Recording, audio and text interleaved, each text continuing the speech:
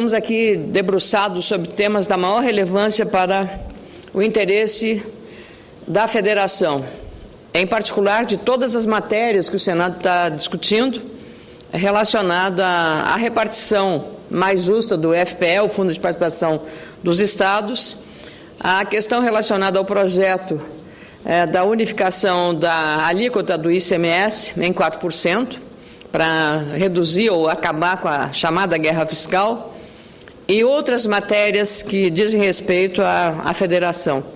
Agora há pouco falei com o secretário da Fazenda do Rio Grande do Sul, doutor Odir Tonnolier, que virá amanhã para uma reunião com os senadores gaúchos e com o relator do FPE, o senador Walter Pinheiro.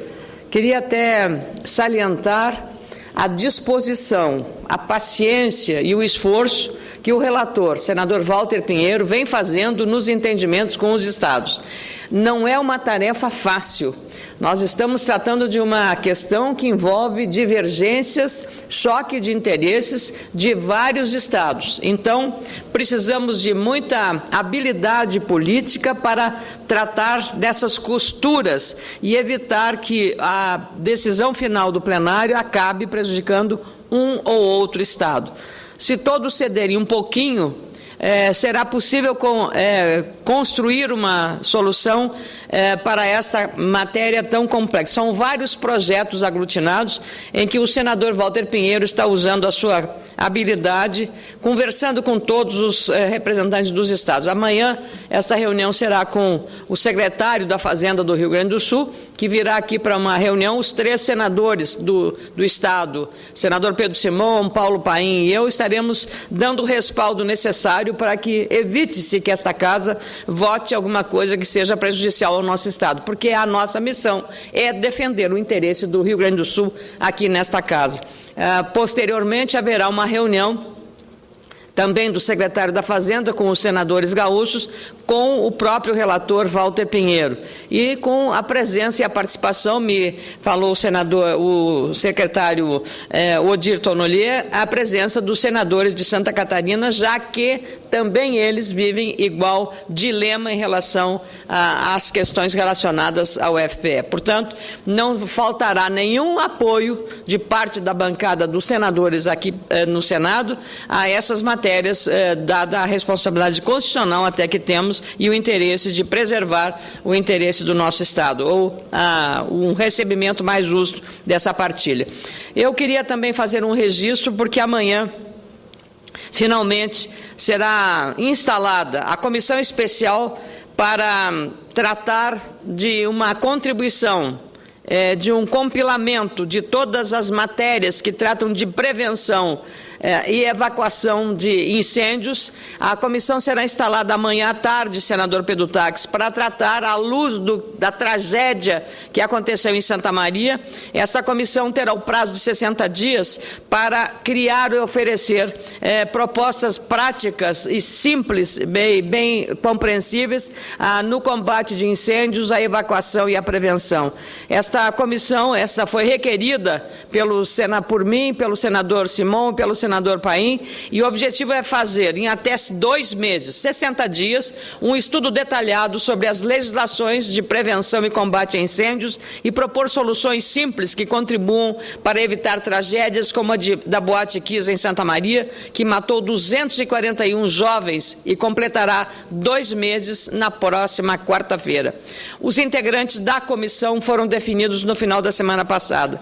Além de mim, dos senadores Paim, Simão, farão parte também deste grupo de trabalho os senadores Jorge Viana, do Acre, indicados pelos respectivos partidos, Ciro Miranda, Eduardo Suplicy, Romero Jucá, Sérgio Souza, Inácio Arruda, Eduardo Amorim e Gin Argelo. Vamos fazer um levantamento de alcance nacional das normas técnicas necessárias, tendo como referência os rigorosos padrões internacionais de prevenção e combate a incêndios, e também a evacuação das pessoas em caso não só de incêndio, mas de um desmoronamento ou de um outro acidente que possa comprometer e colocar em risco a integridade física das pessoas. Como foi noticiado neste fim de semana, a Polícia Civil do meu estado apontou, com base base em 13 mil páginas produzidas em 55 dias de investigação, elementos para responsabilizar 28 pessoas pela tragédia da Boate Kiss na madrugada do dia 27 de janeiro. 9 delas foram indiciadas por homicídio doloso por terem assumido o risco de matar. O prefeito da cidade, César Schirmer, acusado de homicídio culposo, denunciado por homicídio culposo e de improbidade administrativa. Bombeiros que liberaram o funcionamento dessa boate também foram indiciados. O inquérito será analisado pelo Ministério Público e decidirá quem será denunciado à Justiça. Eu não entro no mérito, neste momento, da qualidade, nem tampouco da questão relacionada ao que concluiu a investigação da polícia. Mas tenho certeza e confio, senador Pedro Taques, que o Ministério Público do meu Estado fará um exame e uma análise criteriosa nos indiciamentos para a justiça desse episódio. Com muito prazer lhe dou uma parte, embora esse tema seja muito doloroso para todos nós. Sim, apenas para me associar a Vossa Excelência, senadora Ana Amélia, com esta preocupação e a necessidade de que os responsáveis possam encontrar a lei.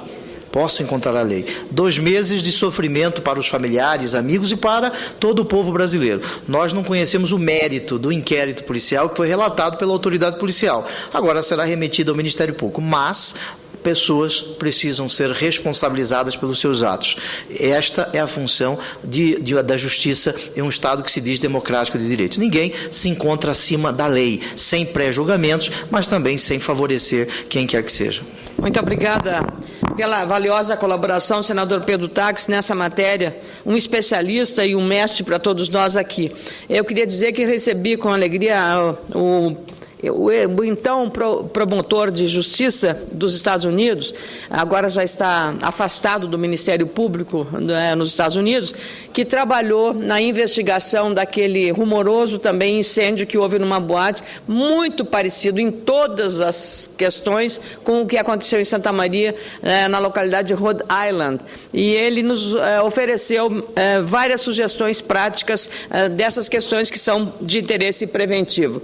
Eu queria dizer também que cabe agora a nós, e ao Senado em particular, fazer a nossa parte e apontar legislações que ajudem a evitar tragédias como essa, que enlutou não só o Rio Grande, mas o Brasil todo ficou entristecido com o que aconteceu lá, claro, pela imprudência, pela irresponsabilidade de muitos agentes. Eu, por isso, conto com a colaboração de todos os partidos e dos senadores envolvidos nesse trabalho. Mas eu queria agora voltar a um tema que hoje foi aqui muito referido, especialmente pelo senador Rubem Figueiró, do Mato Grosso do Sul, a respeito das questões da logística. E eu vou dizer que o meu Estado viveu a semana passada 2 eventos diretamente impactados com a questão de logística.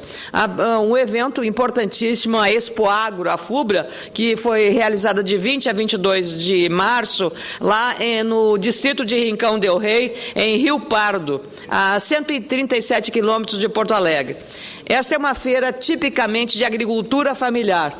São pequenos agricultores de várias regiões do meu estado e também de Santa Catarina que realizam um trabalho muito importante na diversificação da cultura do tabaco e buscando soluções alternativas, já que há hoje uma pressão mundial grande a respeito desta cultura. De qualquer forma, sempre lembrar que o Brasil dedica toda a sua produção de tabaco para a exportação. Mas esses pequenos agricultores familiares ligados à FUBRA, que é a Associação dos Fumicultores Brasileiros, realizam um trabalho também de prevenção ambiental, de bom manejo, de sustentabilidade. Então, nesse evento, que foi no dia 20 a 22, em Rincão del Rei, lá em Rio Pardo, e também na abertura oficial da colheita da soja em Tupanciretã, no município localizado a 420 quilômetros de Porto Alegre, ocorreu no fim de semana, em clima de preocupação, essa colheita. O motivo é o mesmo pelo qual tenho manifestado aqui preocupação em vários pronunciamentos dessa tribuna. As limitações das estradas e portos para o escoamento da produção agrícola. Com a demora dos investimentos em transportes, a produção recorde de mais de 183 milhões de toneladas de grãos desta safra enfrentará os repetidos problemas de deslocamento para chegar aos consumidores. Até contratos a China já fechou porque não foram cumpridos os prazos determinados determinados pelo comprador. Isso não engrandece o Brasil. Mesmo na iminência de se tornar um dos maiores produtores de soja do mundo, à frente dos Estados Unidos, o Brasil ainda detém o lamentável posto da logística ineficiente e cara. No caso da soja, as perdas causadas pelas deficiências nas estradas podem variar entre R$ 2 e R$ 3 por saca, segundo o presidente da Associação dos Produtores de Soja do Rio Grande do Sul, a ProSoja, Irineu Hort, no meu partido, o prefeito de Itapera, cidade que está a 280 quilômetros de Porto Alegre. Aliás, essa não é matéria nova. Falando na soja, o Mato Grosso, do senador Pedro Taques, várias vezes, ouvi aqui na presidência de sessões, com Vossa Excelência mostrando fotos e mostrando a realidade de estradas verdadeiramente intransitáveis, caminhões atolados lá no Mato Grosso e também retirando a renda dos agricultores de todos os estados brasileiros, não apenas do meu Rio Grande do Sul. Em entrevista recente ao jornal Zero Hora, o presidente da ProSoja afirmou neste fim de semana que se não fossem os gargalos nas estradas, o preço da saca de soja de 60 quilos alcançaria R$ 60. Mas com todas as limitações, só a soja irá injetar mais de 12 milhões de reais na economia do Rio Grande do Sul. No ano passado, os agricultores de Tupã-Siretã colheram apenas 17 sacas de soja por hectare devido à seca que aconteceu no Rio Grande do Sul. Neste ano, as previsões são de até 60 sacas de soja por hectare, o que pode ser considerado para a região uma produtividade razoável. Os próprios agricultores estão sendo obrigados a consertar as estradas com máquinas agrícolas para conseguir escoar a produção. São exemplos dentro do meu estado e imagino que em diversos municípios do Brasil a situação é semelhante, que demonstram como a ausência de estradas de qualidade afetam a nossa competitividade. A pergunta que faço: o que adianta o produtor rural ou o empreendedor ser competitivo se o poder público não consegue garantir uma infraestrutura de qualidade que mantenha essa rentabilidade elevada? A economia perde e o consumidor também perde com isso. A revista Veja deste fim de semana fez uma reportagem de 6 páginas detalhando como o estrangulamento das estradas e dos portos mina a rentabilidade dos produtores. Só na costa de Santos, no litoral paulista, 80 navios fazem filas de dias para atracar a um custo diário de $25 mil, equivalente a mais de $50 mil. A rodovia de acesso ao porto recebe 4.600 caminhões diariamente, causando congestionamento que ultrapassa a 30 quilômetros. Como tenho alertado nessa tribuna, estamos perdendo espaço no comércio mundial por causa da nossa logística tão deficiente. A Confederação Nacional da Agricultura e Pecuária do Brasil, CNA, e o Banco Mundial fizeram estudos comparando os nossos portos com os chineses. Anualmente, o Porto de Santos, por exemplo, movimenta 8 milhões de containers, enquanto Xangai, na China, movimenta no mesmo período 29 milhões. Enquanto o desembaraço aduaneiro no Porto de Santos demora 5 dias e 12 horas, em Hong Kong, por exemplo, a entrega da mercadoria via porto é de apenas 14 horas. 14 horas. Como tenho alertado nessa tribuna, são problemas que seriam resolvidos se existissem, por exemplo, silos suficientes para armazenar a produção sem a necessidade do escoamento da safra logo após a colheita. Inclusive, esse cenário das graves deficiências da nossa logística e os danos causados ao agronegócio ficaram evidentes. Numa audiência pública, senador Pedro Taques, que nós realizamos na Comissão de Agricultura e Reforma Agrária, recentemente, no mês de março, no início de março, na Expo Direto Cotrijal, que é a maior feira da América Latina, lá em Nome Toque, e na qual tive a honra de presidir. Foi uma situação que aclarou aquilo que Vossa Excelência tem aqui na tribuna mostrado. É uma situação de, eu diria assim, de irrealismo para o país que é protagonismo na produção de grãos. Eu concedo novamente uma parte ao senador Pedro Taques. Sim, além de irrealismo, pode ser um realismo fantástico, né?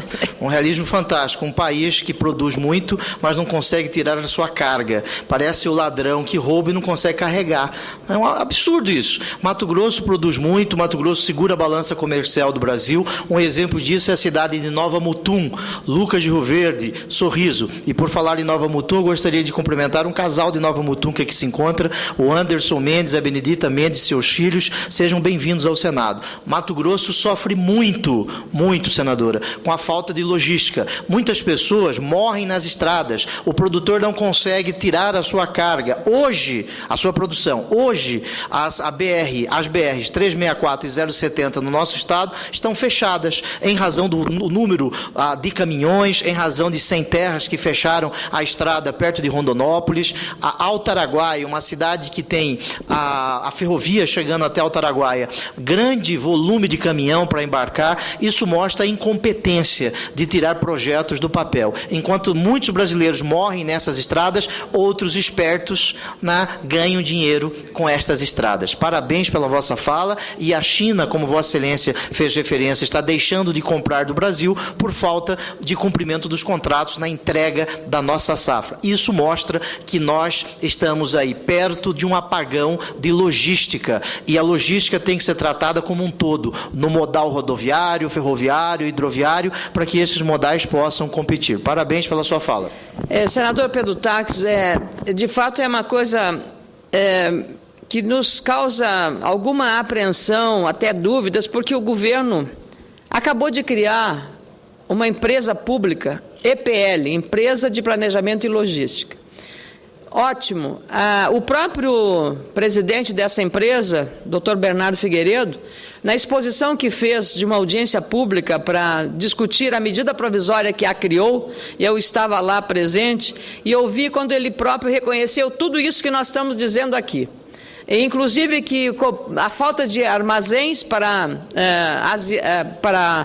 receber os grãos na época de safra, o caminhão passa a ser o armazém. E isso é uma situação absolutamente, digamos, inédita do ponto de vista da economicidade e da competitividade, da modernidade. Agora, conhecendo todo o diagnóstico desses problemas e desses gargalos, a pergunta que fica: por que eles não são desatados, esses nós?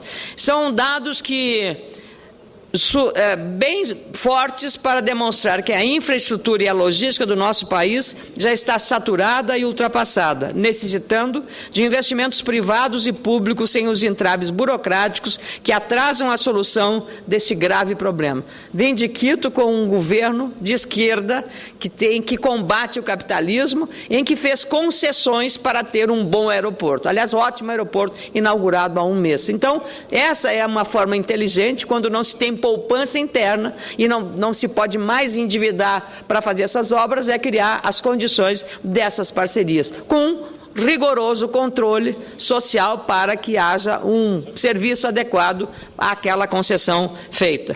São custos aqui no Brasil da logística exorbitantes, senador Pedro Taques. Nesse mesmo estudo da CNA e do Banco Mundial, que citei agora, ficam claras também as discrepâncias entre os custos portuários do Brasil e os da China. Enquanto se gasta em Xangai $580 para embarcar um container, a mesma atividade custa ao Brasil mais de $2.200 por carga, o equivalente a R$5.000. É muito dinheiro. Isso é tudo dinheiro que sai do bolso de quem está trabalhando e produzindo. Se compararmos os dados do Brasil com os dos Estados Unidos, as diferenças também são gritantes. Mesmo o Brasil tendo custos semelhantes ao dos norte-americanos para produzir soja, por exemplo, o gargalo aparece na hora de transportar, pois para levar soja da fazenda ao porto dos Estados Unidos gastam $38 de frete, enquanto o Brasil, para o mesmo serviço, gasta $128, 3 vezes mais, para fazer o deslocamento da mesma carga.